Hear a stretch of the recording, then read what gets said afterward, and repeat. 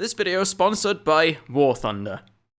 Welcome back to the Realm of Shadow, where I will rank, well, the Realm of Shadow, from worst to best in my usual tiers of awful, bad, mediocre, decent, good, great, and amazing. It's been a long time coming and I've held off on doing this for a while because it's been tough to really decide how I feel about the level quality of this DLC.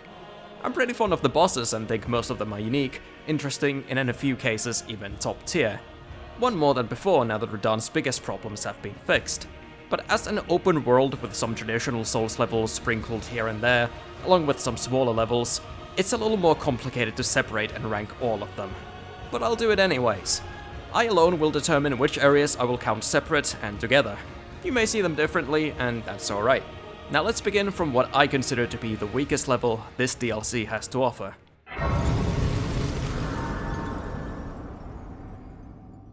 In a futile attempt to be fair and balanced, let me give Charo's Hidden Grave a few positives first, even if they are mostly superficial. First of all, I love how it looks with the pretty red fields, rivers, waterfalls, some of which connect to the Cerulean Coast right underneath, which can also be seen from other vantage points.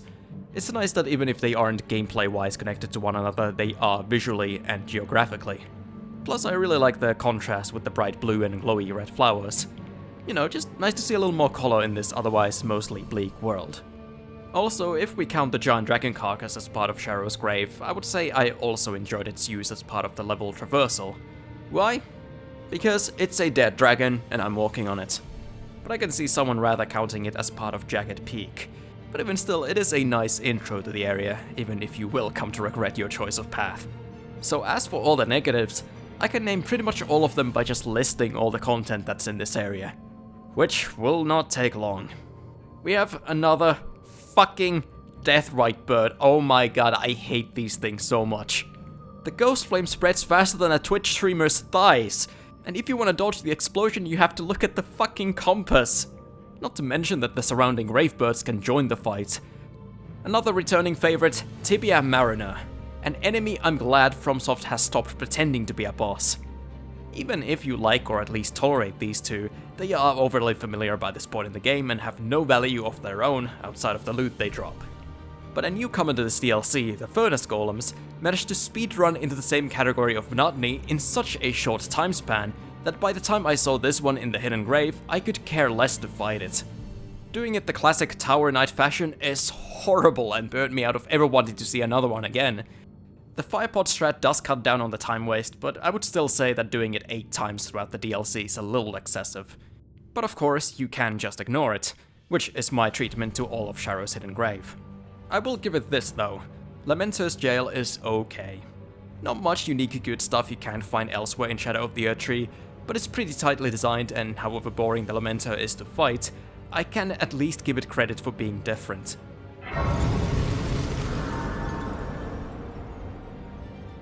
I'm gonna warn you right now, there will be a lot of repetition in me saying that the area looks cool, was fun to discover the first time, and serves as good build-up to the area's boss, but is bland in its level design and lacking in its own content. Stone Coffin Fissure in that sense is the worst offender, because the only exclusive content to this area outside Putrescent Night are reskin enemies, and I don't think the boss benefits a whole lot from this build-up.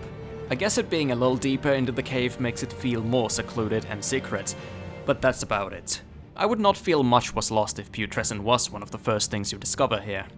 And while I can give some credit for at least giving the reskinned enemies some new abilities, I personally don't enjoy any of the combat encounters with them. The Blood Fiends are typically defenseless fodder, though of course the one time I decided to record them, they beat my fucking ass. The Gravebirds continue being annoying, the Stone Caterpillars having sniper rifles isn't a bad idea, but I wish they could continue sniping at point blank range. And the encounters with the skeletons just don't have much meat on the bone. Only positive to this area existing is that it does give some more context for Miquella and Saint Trina.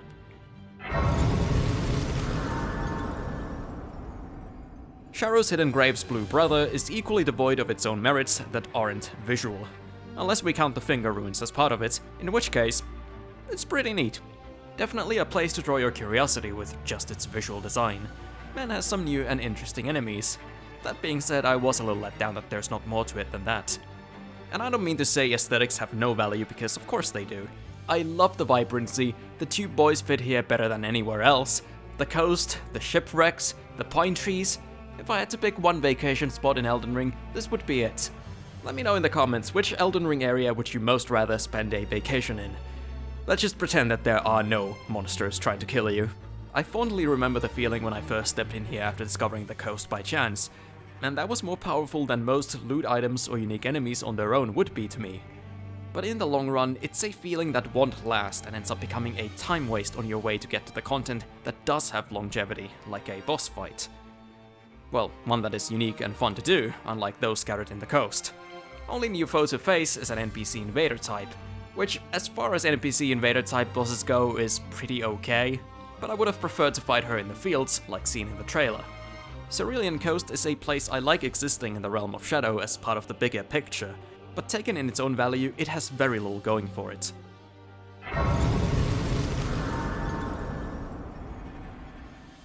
Leave it to FromSoft to create a breathtaking zone only accessible through the use of a specific emote found from a random tree on a statue in this one room.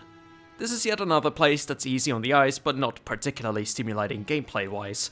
Though, I must admit, I really enjoy fighting the tree sentinels, even if they are reuses from the base game.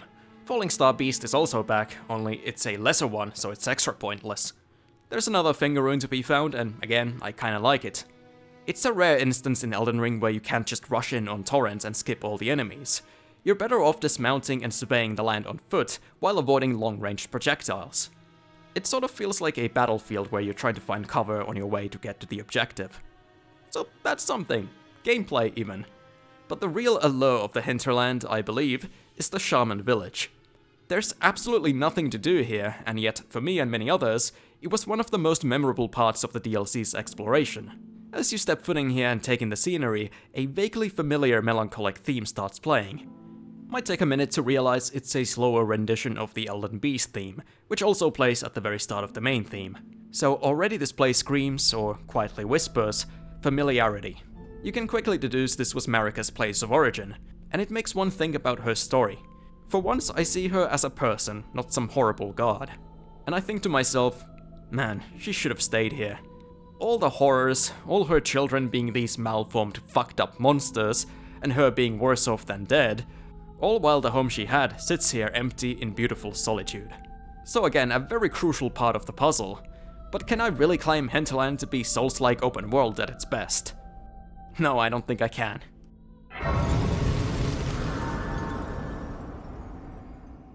I expect some will be unhappy with the low ranking of the Shadow Realm's creepiest corner, Abyssal Woods. But I unfortunately have to repeat what I said before about the area being fun to discover, looking cool, being good build-up for the boss, but lacking in good level design and content. Dark fantasy forests are something I've always loved the most, aesthetically, and we've rarely gotten any good ones by FromSoft other than, arguably, Darkroot Garden and Forbidden Woods. And with Elden Ring being a big open world game, I had really hoped it would have something along those lines. And it never did. The forests felt sparse and uninteresting, and never had the focus the big castles and cities did. But finally in this DLC we got a legacy dungeon style on-foot forest to explore, and my god, did it look good. A little awkward to have the devs rely on messages to set the tone instead of letting the environment do its job, but still I was intrigued. What horrors could this forsaken forest hide that are so frightful, not even your trusty steed will aid you? Torrent will ride with you in battle against fire giants, demigods, and aliens, so surely what lurks in here is unlike anything you've ever faced, right? Surely it wouldn't be just rats and goats. Right? Wrong! It is just rats and goats. There's so much empty space filled with nothing but rats and goats. Are you fucking kidding me, FromSoft? We've had these enemies in Dark Souls 3, Bloodborne, Elden Ring base game, and now Shadow of the Erdtree. I know rats are everywhere in real life, so it doesn't not make sense, but is it really worth having them as the main content in this big hidden spooky DLC forest that I'm sure the art team worked their asses off to make worthy of remembering? I do like that the forest isn't just a flat grassy field, but has more bumps and layers, but it has nothing to justify its massive scale, which is all the slower to explore without Torrent. Obviously the actual horrors that they were trying to build up are the aging untouchables, but I don't think they're enough to carry the zone since they're just brief stealth sections. They're not bad, I like the traps and the different approach to enemies, but I also don't really feel tense around these things. They might be more deadly than Bloodborne's Winter Lanterns, but definitely not as strong of a presence. There isn't anything about their design that makes me stop in my tracks and go, hold on, what the fuck am I looking at? The way I felt about Winter Lanterns, not just because of their design, but also the sounds. I really wanted to love this zone, but I came out of it extremely disappointed. And on subsequent runs, it's just a little boring. I will still give them slight props for at least making me genuinely a little tense until I saw the Untouchables. That's right, we're taking a look at the sponsor of this video, War Thunder, a vehicle combat focused game that's free to download on PC, consoles and mobile devices. I've talked about it in the past and you've probably heard talk of it before, but if not, let me fill you in or remind you of what you're missing out on. In War Thunder, not only do you get to man aircrafts, tanks and ships, last I checked there's over 2,500 of them to choose from, but you also get a full X-ray view of what you're working with and against. There's something really brutal and effective about seeing exactly what your ammunition has caused to the enemy, even without showing any blood. And there's a strategic element to all of it as well, since you want to aim for certain parts of the craft to disable them and use specific type of ammo for it. Shells, missiles, it all works and sounds as it would in real life. Target destroyed! So it's a really nice blend of realism and strategy, which I really think makes it immersive and engaging. Furthermore, you can customize your vehicles extensively, and you can get a little leg up for it by signing up with my link in the description and pinned comment. You get premium vehicles, exclusive vehicle decorator Eagle of Valor, 7 days of premium accounts, and a boatload of Silver Lions currency.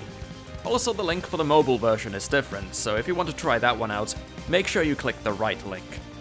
All this on top of the game being free is a pretty sweet deal, but it is a limited time only offer, so make sure you don't miss it. With that said, thanks for the sponsorship War Thunder, and let's carry on with the video.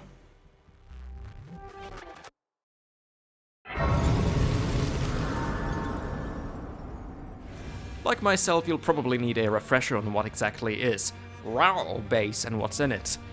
It's not the ancient ruins above it, but the autumn-styled canyon consisting of kindreds of rot, temple town ruins, a ruined forge, and a forest full of bears, and a big stinking pile of dung. That is one big pile of shit. I will give it some props for having a worthwhile dungeon for its end boss, a one-of-a-kind death knight, and a fun fight. And a forge worth investigating for its unique weapons, as well as a pretty decent bear boss in the forest. I despise the rune bears with every fiber of my being, so the fact that they made a bossified rune bear I kinda like is nothing short of a miracle. That being said, the traversal between these points of interest is the biggest downside to me. You mostly go through straight roads, sometimes with colossals doing their usual shtick, or kindreds of rot with their awful homing missiles, but mostly with shadow people littered around everywhere. I have to say, these are probably the least interesting enemies FromSoft has ever created. They're barely more notable than empty air, and it seems their only purpose is to fool you into thinking that there's some kind of action to be had when riding past them. It's an illusion. One-shotting these defenseless weaklings is not combat. So Rauh Base is kinda the opposite of all the areas ranked so far. It's not a very interesting or memorable location, it's not as cool as the others, even though at times it is quite pretty. But at least it has those points of interest that I think are worth finding.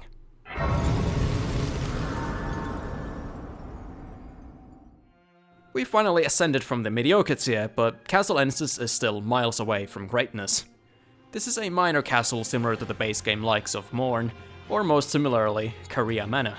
And I feel this, Raya Lucaria and the Manor all missed a chance to do something interesting with the whole magic theme, and only really portrayed that by having enemies cast spells instead of creative level gimmicks. Ensis is just a normal castle, but some enemies have spells. I also want to include Fort of Reprimand in this spot. It's less like the magic-themed castles, but more like Castle Morn with its rundown looks, and a boss that's just a souped-up normal enemy. Not very exciting, but worth doing at least once, I think. Castle Ensis, in massive contrast, has a ridiculously good boss, despite having the same level of build-up and presentation. It's not a negative to the area for the boss to be too good for it, but I do wish it set her up a little better than just having a cameo with her name on it. But both it, Fort of Reprimand, and honestly all of the castles have this in common. They're just fine. Enemy placements are thought out, the Mesmer soldiers are good filler enemies who can be dispatched with ease, but still pack a punch if underestimated. The classic does not open from this side level design is utilized, some paths loop into other parts of the level, and overall the exploration is tight. Also pretty nice that Reprimand has two entrances. One of them basically lets you skip Castle Ensis, and I like that Ensis starts in Gravesite Plain and ends opening up Scadu Altus. So going through either one of these opens up a new open world region. That's pretty cool. They're a miniature diet version of the kinds of levels I enjoy FromSoft making the most.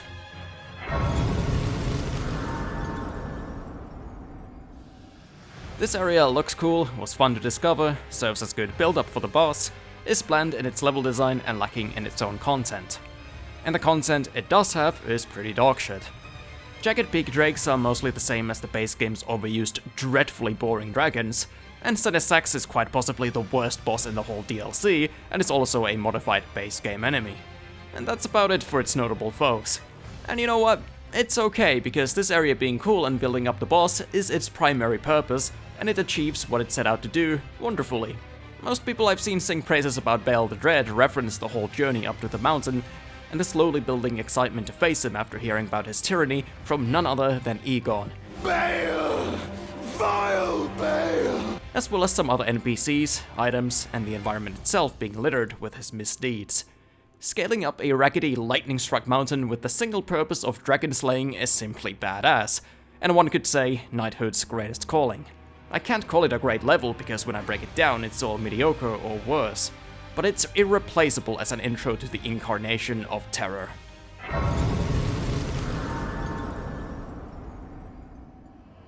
Midra's Manse is another instance of brief but effective build-up for what really mattered to this area. Midra himself. You could argue Abyssal Woods does that too, albeit nowhere near as fast, but I feel that one focused more on building up the aging untouchables, which ended up being a letdown to me. Whereas this haunted mansion hastily sets up the man of the house. Also, it's just a really damn cool environment, one FromSoft hasn't done too much of. It's a complete mess of a home and clearly has a lot of story behind it that we aren't privy to in its full context. However, if its purpose was at all to creep anyone out, I don't think it did that too well. We're usually scared of the unknown, as well as slow, quiet build-up that could be disturbed any moment. But all the enemies here, the ghosts included, are familiar faces, and it doesn't waste time to build up any tension since just about every room has shadow people or inquisitors. Abyssal Woods did take its time before throwing you into the arms of the untouchables, which I gave it credit for. But Midra's Manse has nothing to build up besides the boss, so it relies entirely on the art team once more to do the heavy lifting for the atmosphere. The level design though does have some neat stuff going for it.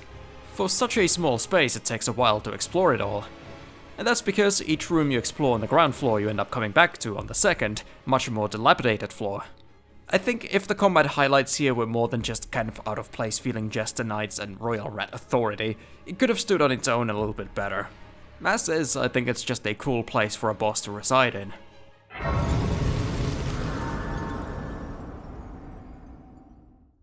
Gravesite Plain is where your journey in the Lands of Shadow begins, and it's one of two major regions in the DLC. This is one half of what the heart of this expansion really is, as far as its world goes anyway. You'll be introduced to a shitload of new enemies, Gravebirds, Curseblades, Blood Fiends, Mesmer Soldiers, and so on and so on. However, my introduction to Shadow of the Erdtree was a bumpy start. First I got molested by a spinny boy, then eaten alive by the Black Jail Knight, before spending 10 minutes straight slowly chopping down a furnace golem, all while questioning if this nightmare of an experience is the way FromSoft intended. At the start of this DLC there really is no other indication for how to kill these things. So that's how I did it, and it fucking sucked. That being said, I think it's nice that it echoes the very opening of the game where it feels the game tells you to go wherever you please. That freedom remains as Elden Ring's best quality, and it's been absent in most of the areas ranked below this one. However, the way you get to some of them is all part of Gravesite Plain's exploration. This serves as a connective tissue between lots of points of interest like Belurat, Scadu Altus, Cerulean Coast, and so on, which I think is its best aspect. If you thought the size of this DLC looked big on just the map, that would still be inaccurate because what it doesn't show you are the different layers. The river path might be dull on its own, but damn did it feel good to find out there was so much more I hadn't found yet, and there was a sense of anticipation to see where it would lead, even if the end destination wasn't all that great either. But as for Gravesite Plain's own merits, it does have some. There's a ruined forge, a Death Knight tomb, a Blood Fiend cave, and a Belurat jail. I think all of them are worth doing at least once, either for the end boss, the loot, or just the surprising amount of effort put into the level design. That said, if you weren't a fan of some of the empty open space in the base game, that does continue being the case here at points. There may be a shadow person or two, or maybe a grave bird, but there's rarely a reason to stop to fight them. And some of the points of interest just aren't worth the visit, especially the second time around when you know they aren't. But I will say, I think the cauldron-like shape of the plain does help, because you can see so much around you that even if you aren't doing that much in the moment, you can start planning where to go next. You can look at unexplored places and wonder what's there. And anything you see, you can go to. The layout of this entire DLC is my favorite thing about it, and Gravesite Plain does a lot for it.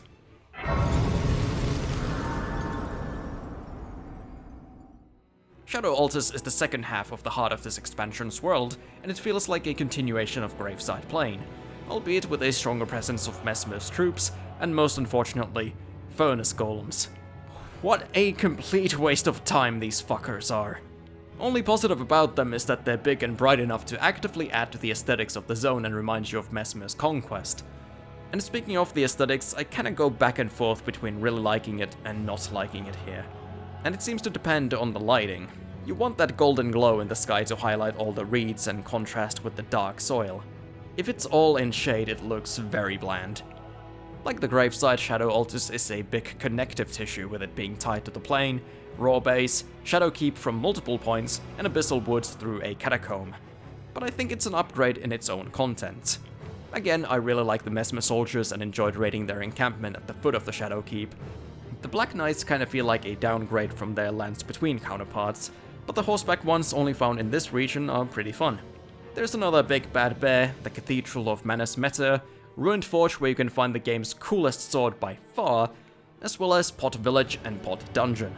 I want to give a special mention to these jails because I really think they're so cool with all the pots, the cold blue hue, icicle-looking stalactites, and the grotesque jar innards. Everything outside in Scadu Altus just feels a little more dense. But if I'm to be honest, which I most of the time am, I still think when comparing this to my favorite regions like Caelid and Limgrave, it doesn't quite reach those heights. And this is where the infamous Rakshasa incident occurred.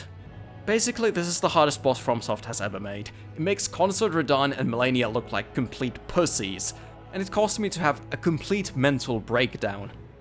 Friendly warning, never try this fight with backhand blades. She will hyper armor and spam you to death.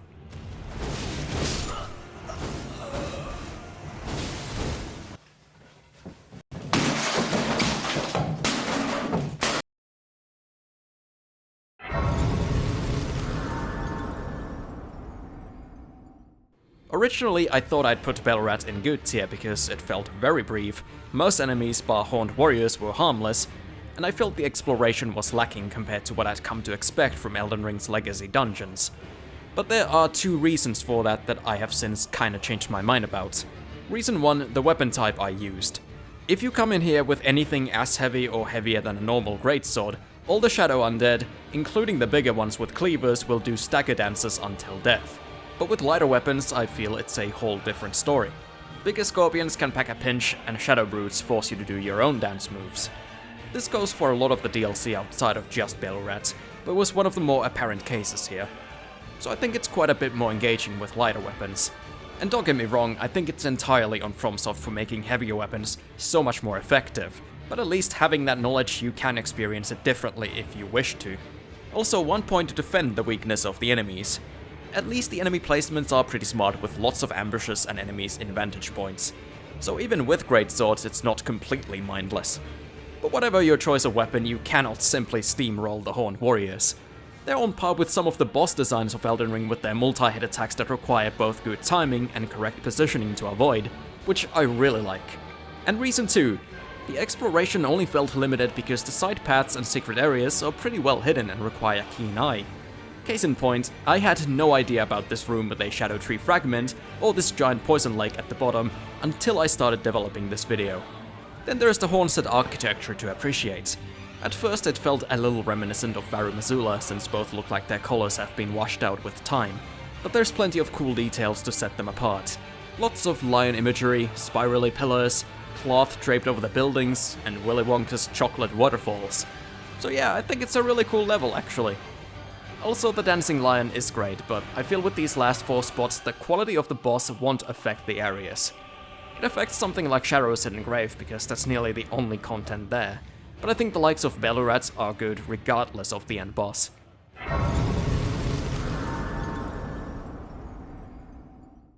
I think FromSoft kinda missed an opportunity here with how you access Enir-Ilim. You just get teleported to a pretty random spot, when they could have instead used the existing staircase in Belurat that connects to it. Would have made for a better entrance if you ask me, as well as connect those 2 areas. But I was still pretty amazed upon first look anyway, because it's quite the upgrade in looks from Belurat. Again, Belurat looks really cool, but this is a lot more pristine, intact looking. There's petrified bodies clinging to pillars beneath the structure, flowing sand everywhere in place of waterfalls. It just looks really warm and nice, and I'm generally drawn to that type of areas, probably because I'm Finnish. This is the kind of place I can imagine feeling very good just to be in. Or maybe not, maybe you'd be one of those petrified corpses or get crushed by the mummy Inquisitor. I quite like the Inquisitors, and no other area makes better use of them than Enir-Ilim in my opinion. They're very easy to cut down, so they rely on staying in groups and elevated platforms as they should. While the main path takes you further and further up the citadel, there's a crazy hidden path that has you platform your way down all the way to the bottom of Belurat, which was one of my favorite parts of the whole area. Felt like a small adventure of its own. There aren't many other side paths to take, but I think this alone makes up for it. As for the attractions of the main path, I really hope we can all agree that the Divine Beast Warriors are easily the game's best. Them and the Bird Warriors, and you get one of them here too. These guys are an evolution of the Horned Warriors found in Belurat and elsewhere, and what an upgrade it is. The birds especially feel like a whole different beast, no pun intended. The other Beast Warriors come in the same elements as we saw the Dancing Lion use: lightning, frost, and wind. Wind can lift you up in the air and smash you back down. Lightning has, well, you can probably guess, but they're cool attacks and the quick headbutt is a good reaction check. The Frost Warrior, however, can eat shit. He can summon an ice storm that surrounds him while he unleashes a long spam combo with insane tracking on it. It's downright inescapable, and that ability alone basically one-shot me when I had full health, Morgoth's Rune activated, and pretty heavy armor on. I don't like using the words bullshit and unfair too much because, you know, who decides what the limit is and where the line should be drawn? But I have zero hesitation in saying this shit is fucking bullshit. Fuck you whoever put this asshole here. Eat a bag of dick cheese. All in all though, I think they did a great job with Enir-Ilim, but I do wish it was a little bigger. Combined with Belurat, it's long enough, but one is scaled for the beginning of the DLC and the other for the end of it, so they're generally experienced separately.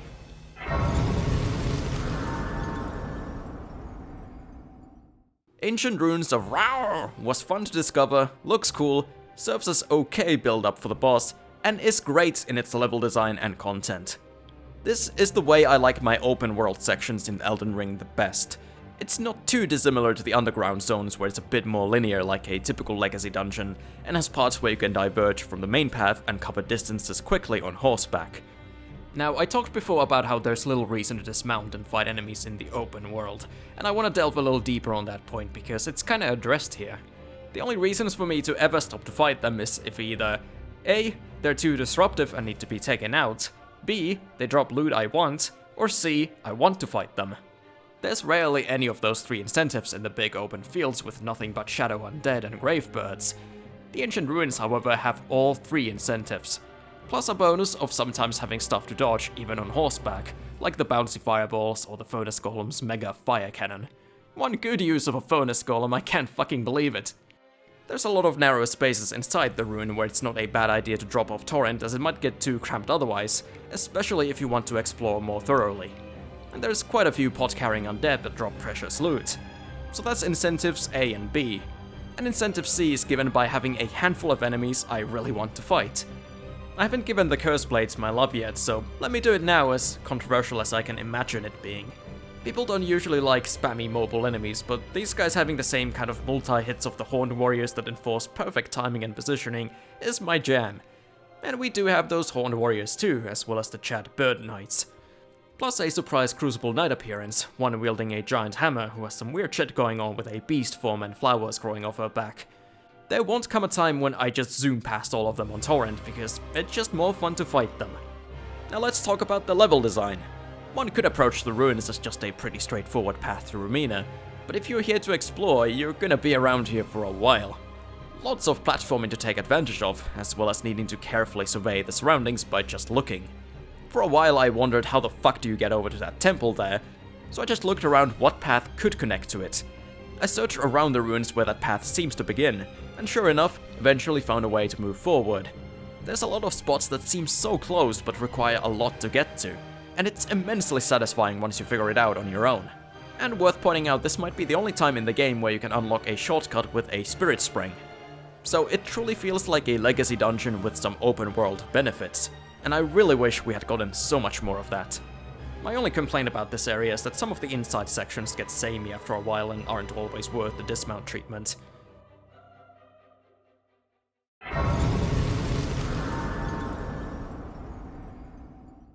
And here we are. Was it any surprise at all to anyone in the world that Shadowkeep is the best area in Shadow of the Erdtree?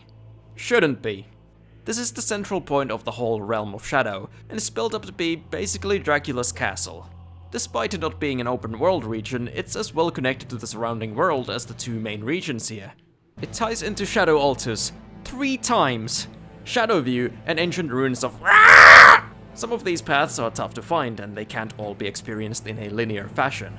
This is a place you'll likely run through more than once, from different points, and I enjoyed every single visit.